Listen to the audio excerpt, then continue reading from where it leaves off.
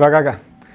Tere kõigile, minu nimi on Siim Vene ja täna ma räägin teile, mida me plaanime või mida me ka teeme SMIT-is ehk siis Siseministeeriumi IT-s sellise akronüümi siis kontekstis nagu IAC. Ja IAC, nüüd ei ole mul... Et IAC kui selline on siis ingliskeelne lühend Infrastructure as a Code ehk siis infrastruktuur kui kood. Ja siis tänane ettekanne siis ongi keskendunud sellele, et kuidas me seda siis võib-olla interpreteerime Siseministeeriumis ja miks me seda üldse teha tahame. Ja kuna tegemist on natukene sellisega lendsõnaga võib-olla, ehk siis sõltuvalt, eks ole, võib-olla kontekstist või siis ka kuulaja või siis ka nagu spetsialisti taustast, et siis käsitletakse natukene erinevalt, et mida see infrastruktuur kui kood tähendab, et siis see minu ettekanne on siis keskendunud sellele, et kuidas meie seda siis näeme. Definitsiooni järgi infrastruktuur kui kood on siis protsess, millega siis on võimalik hallata mingisuguseid olemeid läbi masin loetavate definitsiooni failide. Ehk siis selle asemel, et kuskil siis liideses midagi käsitsi konfigureerida, siis see konfiguratsioon on talletatud siis mingisuguse faili, mingisugusel struktuursel kujul. Ja ütleme, et kui ma selle ettekande jaoks uurimustööd tegin, siis Carlos võttis selle kokku lihtsamalt, et infrastruktuur kui kood tähendab, et haldad oma infrastruktuuri kasutades konfiguratsiooni faile. Ütleme, olemuslikult on lihtsam lause, aga tegelikult ei ütle ka nagu mitte midagi, eks ole, et mis probleemi me tegelikult sellega siis lahendada tahame. Sest ütleme, kui me räägime infrastruktuuri tarnest, mis meil tüüpiliselt on, eks ole, mingisugused protsessilised probleemid tihtipeale, et kuidas siis erinevate huvitatud osapoolte vahel see teadmus sellest konfiguratsiooni olulisest, kuidas see kohale jõuab. Ja tihtipeale on ka tehnilised, et keskmine IT-organisatsioon tänapäeval ikkagi väga palju toetub siis läbi mingisuguse kasutajaliidese siis süsteemide konfigureerimisele. Ja loomulikult me räägime ka, et selle infrastruktuur kui kood on natukene nagu ka paradigma muutus mõnes mõttes. Ehk siin tulevad ka natukene kultuurilised probleemid mängu, et kas inimesed ei ole harjunud, ütleme, siis teistsuguseid vahendeid kasutama või siis on üldse harjumuse asemel on tarvis võib-olla ka koolitust teha, et ka siin niisugune kultuurilised probleemid võivad olla ka need, mis siis nagu lahendamist vajavad mõneti. Aga kui natukene detailsemaks minna, siis enamik, eriti võib-olla arendajad, eks ole, ka ja platvormi teest hoolitsevad spetsialistid, et millega nad kokku puutuvad, kui neil on tarvis midagi tellida, et selle, kuna ütleme, et need IT siis süsteemid on keskmisest keerukamad, siis isegi kui nii lihtsat asja nagu virtuaalserver tahta, siis seal on ka terve hulk erinevaid küsimusi kohe tekib. Et millisesse võrku seda näiteks on tarvis paigaldada, või et kas seda on tarvis näiteks mingisuguse koormusjaoturi taha konfigureerida või et üldse, mis selle serveri parameetrid on, eks ole. Et tüüpiliselt keskmises organisatsioonis, mida see tähendab mingit tervet hulka pileteid. Ja kui need pileteid terve hulk on isegi nii lihtsa asja nagu virtuaalserveri tarnimise juures, mis see tähendab on, eks ole, see, et hakkab mingisugune ping-pong peale siis selle tellija ja siis selle tellija täitja vahel. Et kuni siis seda piletit põrgatatakse siis nii kaua edasi-tagasi, kuni siis see kvaliteetne info lõpuks kätte saadakse või saadatakse teada, et mis nüüd tahetakse teha. Ja siis vastavalt sellele siis lõpuks tehakse see asi ära, eks ole, ja tihtipeale käsitsi veel. Ja muidu probleemi polekski võib-olla, aga halvad näited on need, et kus mingisuguse lihtsa asja tarnimine, mis ei tohiks võtta võib-olla rohkem aega kui 10 või 15 minutit, võib halvematel juhtudel võtta aega mitu nädalat. Et tõenäoliselt ei ole keegi pärast seda mitut nädalat ei ole õnnelik, eks ole, kui see ükskord see asi on tarnitud. Ja kui ütleme, kui üks osa probleemist on, et alguses tahta midagi teha, siis tihtipeale on ka mingid teenused juba töötavad, eks ole, ja need vajavad ka muutmist. ja siis on täpselt sama temaatika on, eks ole, et tahaks nagu midagi teha siis kas selle virtuaalserveriga või siis selle koormusjaotoriga, mis on provisioneeritud juba, tahaks seal võib-olla mingit teist serverit lisada koormusjaatori juurde. No siis tüüpiliselt see ei ole ka teenus, mis on ise teeninduslik, ehk siis on jälle hakkab mingisugune piletite põrgatamine pihta edasi-tagasi, mis võib jälle võtta natukene aega ja et mis ongi jälle meenutab nagu seda sama ping-pongi, eks ole, nagu ma siin enne näitasin. Ehk siis, et et keegi ei ole jälle võib-olla väga õnnelik. Teine nüanss siis võib-olla siis või, millega me SMIT-is siis peame arvestama on see, et SMIT-is on enamus tarneid on tegelikult üsna hästi kirjeldatud. Ja nad on kirjeldatud siis UML ehk siis Unified Markup Language siis standardit kasutades. Ja ütleme, et see konkreetne pilt ei peagi loetav olema, et seda lihtsalt anda nagu ettekujutust, et et kui me räägime siis mille juba ehitatud süsteemist, et kuidas selle süsteemi dokumentatsioon võiks välja näha.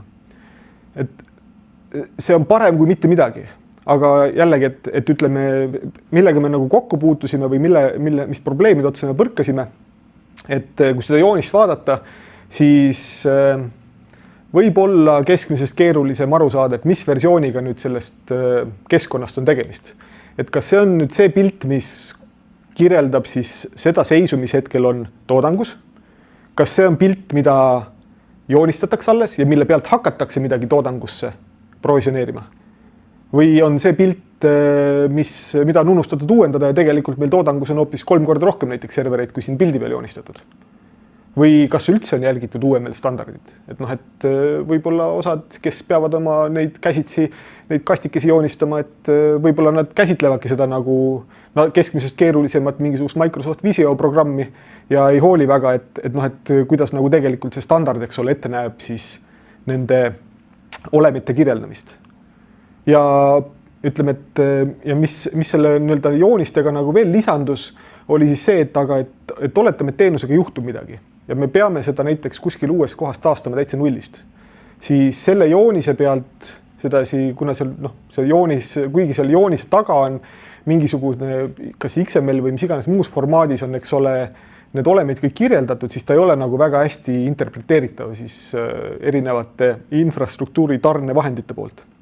Ehk siis, et sellest joonisest teenuse taastamine on siis mõnes mõttes käsitöö, eks ole, piletid, edasi-tagasi, ping-pong, kogu klassika.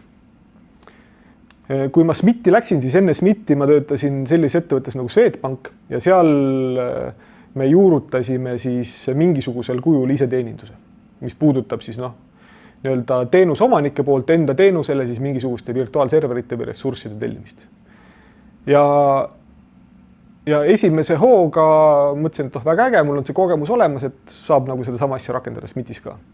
Aga ütleme, et protsessid niikuinii erinevad, eks ole, olemuslikult ka spetsialistide küpsustase võib-olla see isegi nii kriitiline ei ole, kuna spetsialistid reeglina on suhteliselt intelligentsed inimesed, nad suudavad ka õppida, kui vaja.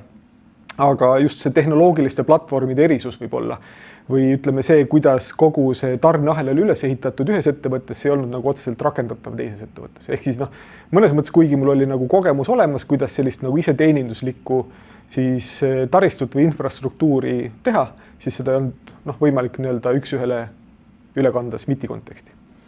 Ja kuskilt tuli siis alustada, eks ole.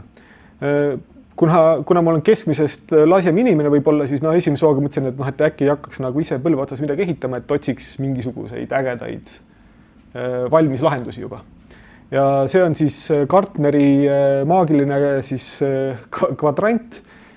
Siin selle slaidi peal, ma ei tea, kuidas ettekandes on näha, aga siin koha peal slaidi peal ülemine tekst on ära lõigatud.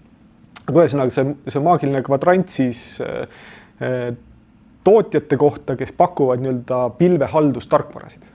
Ehk see, et neil on mingi pakendatud juba süsteem, kus siis on teenuste ja toodete kataloogid sisse ehitatud, kus on tarneautomaatikat on võimalik orkestreerida ja mis on siis mingisuguste päris mõistlike API-liidestega on siis juba enim levinud siis pilveteenuse pakkujate või siis ka VMware või siis muude andmekeskustes kohapeal olevate tehnoloogiatega juba liidestatavat.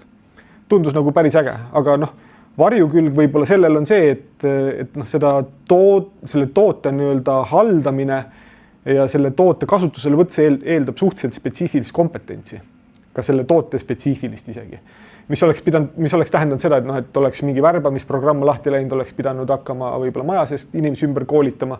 Ja noh, ütleme, realiteet oleks olnud see, et noh, et mingisugust nagu kiiret juurutamist või kiiret võitu tõenäoliselt ei oleks olnud, rääkimata siis sellest, et kõikide nende nii-öelda pakkujate mingi litsentsimudel on selline, et võib-olla see saadav kasu, noh, seal tekib nagu võib-olla keerukus isegi, et kuidas nii-öelda selle investeeringut põhjendada, kui noh, lihtsalt läheb mingi mitusada tuhat eurot läheb aastas kallimaks, eks ole, IT-teenus. Noh, on keeruline. Siis järgmisena pöörasin pilgu majja sisse, et majas sees oli terve hulk erinevaid tehnoloogiaid, võib-olla kuskil mingi üksuses, nad olid ise midagi oma nii-öelda protsesside hõlbustamiseks juba ehitanud, mis oli noh, väga nagu piiratud just ainult nii-öelda mingisuguse teenuse või toote meeskonnaga.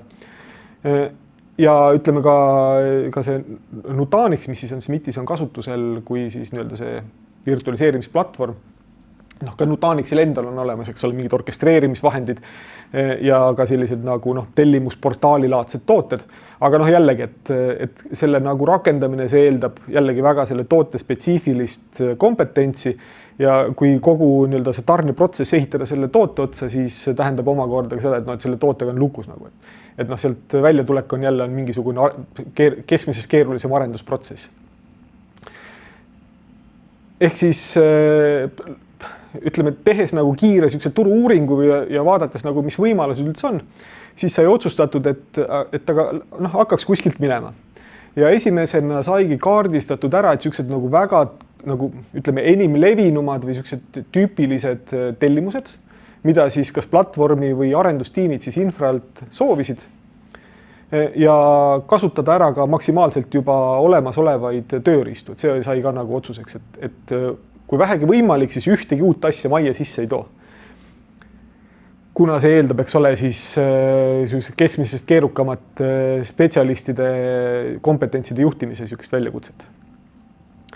Ja et natukene võib-olla korraks kõrvale hüpata, siis kuhu me nagu välja jõudsime, oli siis see, et see on selline nagu näidis siis YAML-i kujul konfiguratsioonist, mis siis peaks kirjeldama ühe mingi teenuse meeskonna, siin on ka eraldi nagu nii-öelda eraldi plokk on, mis kirjeldab siis selle nii-öelda tarne seos siis mingisuguse äriteenusega ja mingi meeskonnaga ja mingi keskkonnaga.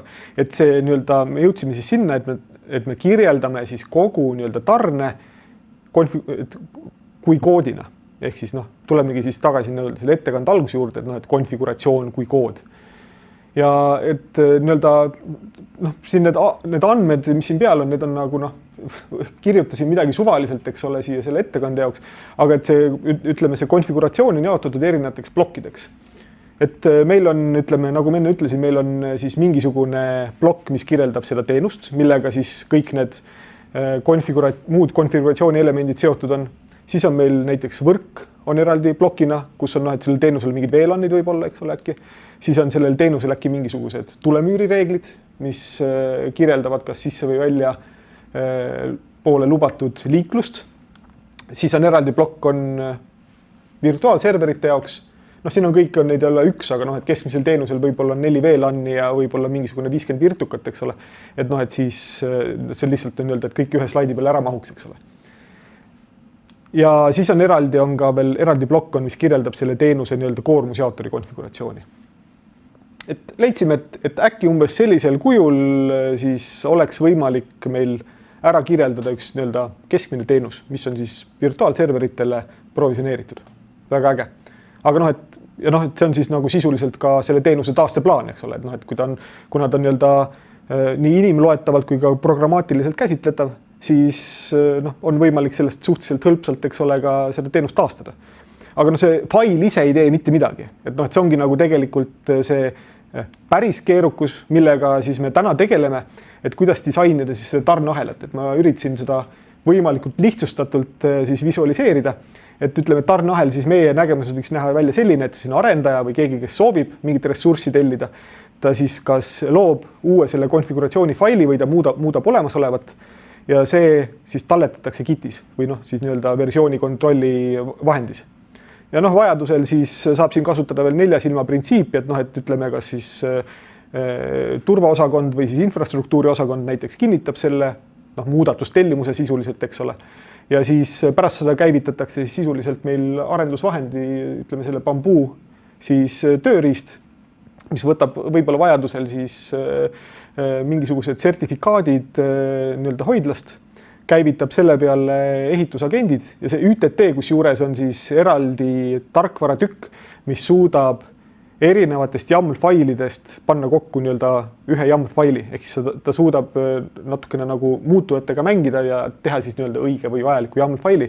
Ja siis seda YAML-faili siis nii-öelda nende Bamboo agentide poolt käivitatakse ja noh, siis hakkabki nii-öelda see päris ehitusprotsess pihta, et noh, et meil on mingisugune võrgu teenuse API ja sellega siis noh, ma ei tea, kas provisioneeritakse tulemüür või muudetakse tulemüüri konfi ja samamoodi ka koormusjaotur. Ja siis on meil mingisugune virtuaalserveri keskkonna või virtualiseerimiskeskkonna API, mis siis noh, provisioneerib, eks ole, mingisugused ressursid. Ja siis pärast veel ütleme, kui need serverid on provisioneeritud, siis veel käivitatakse Chef ja Chefis on see termin nagu cookbook, ehk siis seal on kirjeldatud siis juba nii-öelda rakenduse konfiguratsiooni parameetrid ja siis sisuliselt Chef teeb siis selle nii-öelda rakenduse paigalduse. Ja noh, ideaalis ütleme ühest ahela otsast teise otsa ei tohiks võib-olla rohkem võtta kui mingi veerand tundi. Noh, ütleme, et suhteliselt teostatav harjutus. Aga no isegi ütleme, kuna see on meil niisugune nagu midagi, mida me praegu alles disainime, siis näiteks kas see samane nii-öelda see all vasakus nurgas, kas siis selle nii-öelda infrastruktuuri insener või ka siis turboosakonna insener, et selle asemel on näiteks Open Policy midagi OPA nimeline vabavaraline toode on, kus siis on võimalik tegelikult ka neid mingisuguseid tingimusi või validaatoreid ehitada, mis siis programmaatiliselt juba tegelikult kontrollivad ka seda sisendit, mida siis sinna YAML-i pannakse. Et seal tegelikult ei peagi tingimata alati inimene võib-olla vahel olema. Ja samamoodi selle VMAP-i asemel, et väga tõsiselt kaalume, et võib-olla üldse võtame Terraformi kasutusele, et see omakorda muudab jälle väga mugavaks või paindlikuks selle, et noh, et kui täna me ehitame kogu seda ahelat SMIT-i spetsiifikale nagu kohandades võib-olla, et noh, et kui me võtame, ütleme ka sinna Terraformi juurde, siis Terraformil on ka, ütleme, levinumate võib-olla pilveplatvormidega ja ka teiste nii-öelda infrastruktuuri platvormidega siis olemas mingid liidesed, et see hiljem muudab paindlikumaks ka siis kogu selle keskkonna võib-olla siis kas vahetamise või siis ütleme, võimaldab paremini siis mingisugust hübriid pilve siis kontseptsioone võib-olla hakata viljelema, aga noh, see on pigem nagu tuleviku muusika. Et noh, ütleme sõltumata sellest, mis nii-öelda seda infrastruktuuri teenus pakub, et midagi peab niikuinii orkestreerima siis kogu seda nii-öelda tarnet ja seda tarnet nii-öelda siduma siis nii-öelda õige teenusega. Et noh, et selles mõttes see, mida me ehitame, et loodetavasti ta on piisavalt universaalne, et vahet ei ole, kus me neid teenuseid tahame tulevikus käivitada, et noh, me saame seda sama ahelat käivitada. Ja võib-olla nii-öelda lõpetuseks, et noh, et kust alustada, noh, ütleme kogemuslikult võib-olla siis, et kindlasti mitte niisugust nagu suure paugu projekti üritada seda lahendada mingisuguse massiivse siis, ma ei tea, toote või teenuse sisseostmisega, sest noh, enamus probleeme ei ole, pigem on kas protsessilised või siis nii-öelda inimeste kompetentsis kinni. Et tingimata, ütleme, et sellist nagu ühte tööriista, mis nagu kõik need asjad ära lahendab ja mis ei maksa, noh, ma ei tea, sama palju kui Oracle, et noh, sellist asja ei eksisteeri, eks ole, et noh, et kuskil alati on mingisugused noh, kompromissid tuleb teha. Ja ütleme, et soovitan siis ka noh, väga piiratud kasutusjuhtudega minema hakata, iteratiivselt seda arendada, et noh, olemuslikult tegemist on tarkvaraarendusprojektiga lihtsalt, et noh, seda tarkvaraarendust peavad nüüd siis infrastruktuuri insenerid tegema. Nii. Millegi pärast lülitus mul jälle see arvuti mikrofon sisse.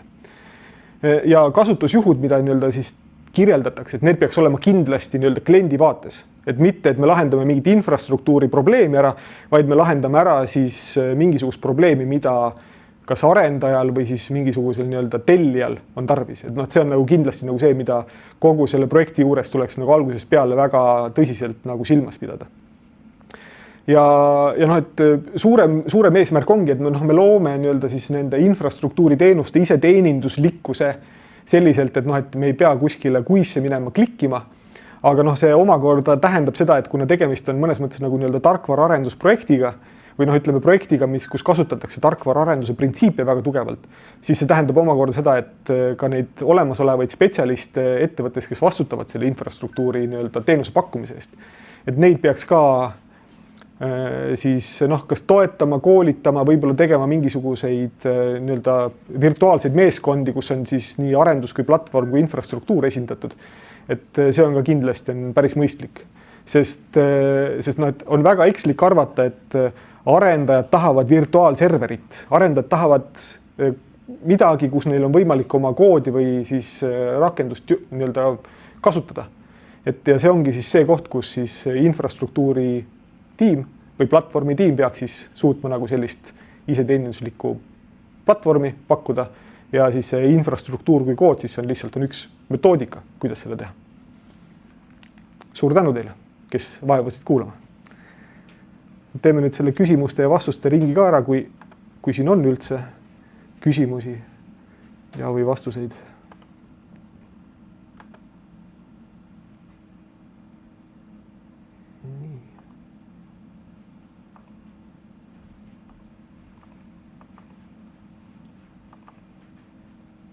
Tere, tulen ka siia ruumi natukene, kuna ma esimene algus olin teises ruumis, siis ma ennast kahjuks ei suutnud tõmmata. Aga ma ise siin arvutist jälgin, et viimane kommentaar, mis ma näen, et ma ei näe, et ühtegi küsimust tuleks, aga on tulnud märkus, väga loogiline. Aitäh märkuse eest, võtan arvesse. Et ma loodan, et see tuli ka järgmine küsimus. Millal alustasite selle teemaga? Me alustasime selle teemaga 2 kuud tagasi umbes tõsisemalt. Et see on suhteliselt lühikene, siiamaani olnud suhteliselt lühikene projekt. Et ütleme organisatsioonile me oleme välja hõiganud, et hiljemalt sügiseks võiks kõik see äge asi olla kasutatav. Aga kuna me seda iteratiivselt arendame, et võib-olla mingisugused tükid saavad juba varem äkki muutuvad kasutatavaks. Et noh, et me ütleme, arendame väikeste tsüklitega, et kogu maailma ei ürita nagu korraga ära parandada. Väga hea. Kas midagi bussi ka läinud juba või? Siiamaani ei ole, kuna me oleme siiamaani seda käsitlenudki nagu kui sellist kontseptsiooni, siis me ei ole ka ju toodangusüsteeme sellega, eks ole, tarbima hakanud. Et pigem me praegu nagu üritamegi seda raamistikku luua alles, eks ole, et siis on keeruline ka midagi bussi keerata. Nii, kas meil on veel julgeid küsijaid, et iseenesest kiitus esinejale on püsinud ilusti ajas, et ma jätaksin veel, ma ei lase veel sind ära, ma annan veel mingi 30 sekundit kuni minut, et minul kannatust on tavaliselt siukse asjaga, et kui on veel küsimusi, siis saate seda praegu teha. Ega kui ei ole, siis on ka aega, et võib-olla ongi inimestel midagi, mida seedida. Ja ma loodan, et sa selle vastu ei ole, et kui kellelgi midagi jääb, et siis saab alati ju meili panna midagi, et avalikus sektoris ju. Jah, ei kindlasti ütleme, et ega me ei arendagi seda, et umbes midagi, mida me nüüd tingimata tahame seda teadmust endale hoida. Pigem me näeme nagu siin potentsiaali, et kui me selle nii-öelda töötava lahenduse nii-öelda oleme suutnud ära tootestada või paketeerida, et seda nagu jagada tõesti siis siin ka avaliku nii-öelda sektori teiste nende IT-majade vahel, et ei näe nagu mingit probleemi selles. No nägid ja minu üleskutse kannatus kandis vilja. Palju teil seal peal inimesi on? Selle projekti peal on täna 2,5 inimest. Nii et ja täna just sisemiselt sai ka seda teemat käsitletud SMIT-is ja sai üleskutse, et kui arendusmeeskondades on kedagi, kes tahaks ka nagu tulla selle ägeda asjaga kaasa lüüa, et loomulikult on alati oodatud.